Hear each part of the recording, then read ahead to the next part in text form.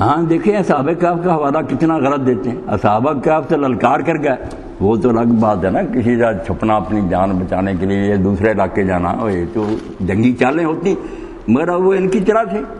جب دقیانوس نے کہا کہ میری پوجا کرو ورنہ اتنے دن کے بعد پھانسیوں پر اٹکا دوں گا, تو قرآن پاک کہتا ہے اذ قام, لفظ بولا جب وہ کھڑے ہو گئے.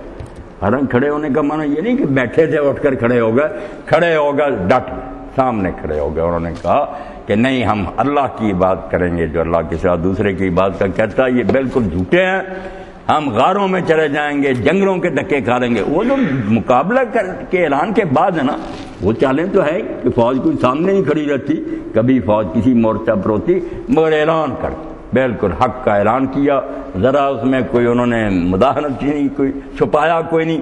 اور اسی لیے اس دور کے لیے اللہ کے رسول علیہ السلام نے ہمیں ہدایت فرمائی کہ جب دجال آئے گا, دجال جو ہے اس کا جو کچھ پڑھیں ٹھیک ہے, جو اصلہ آئے گا وہ تو بہت ہی آگے ہوگا نا, مگر دجالی تہذیب یہی ہے مادی چکا چوند. یہ ترقی جو ہے نا کہ کھیتیاں بہت لہلہا رہی ہیں, مردے زندہ کیے جا رہے ہیں, ہتھیار بنائے جا رہے ہیں, یہ مادی ترقی اس کے دور میں انتہا کو پہنچ جائے گی, بڑا سائنٹسٹ ہوگا.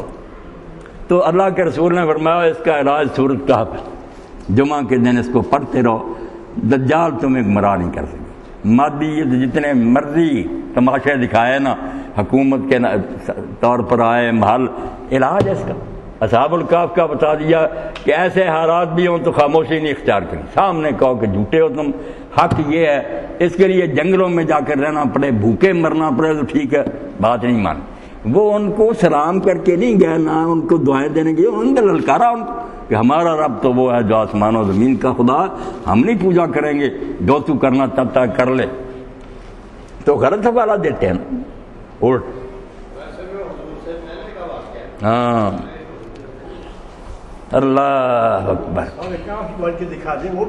وہ بھی نہیں بنتے, اصحاب الکہف بن جاتے پھر ہی.